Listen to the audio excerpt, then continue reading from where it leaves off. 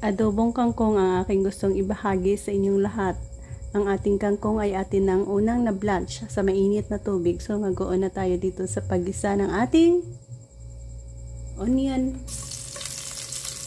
garlic at kamatis.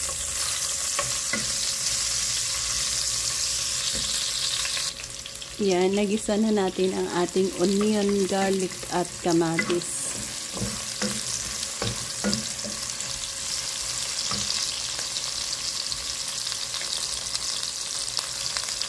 Next, pwede na natin i-add ang ating na-blanch na kangkong. Yes, maraming kangkong.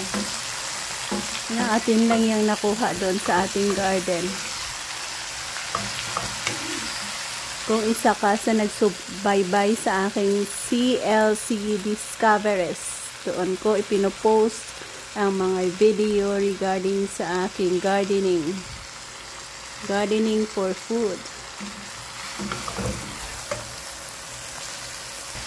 Yan ay isa sa mga vegetables na pwede nating makain doon sa ating garden. Mga ligaw na kangkong na pwedeng maging udang.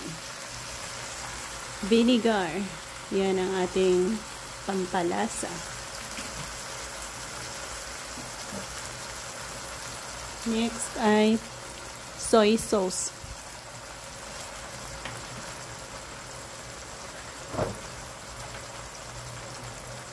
Oyster sauce.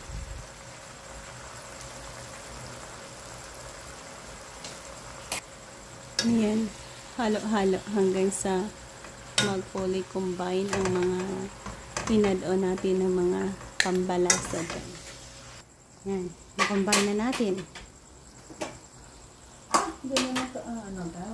So we add a ginamos or bagoong shrimp paste. Konti lang.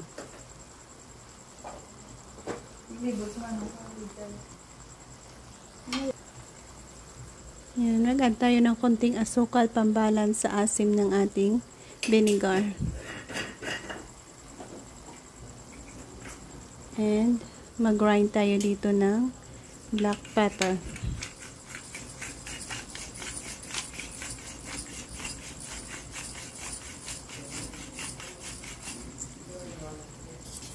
Ayan, hayaan muna natin dyan kumulo hanggang sa lumambot ang ating kangkong. Nakalawain muna natin. Wow, ang bango na. Amoy adobo. Basta adobo, masarap talaga.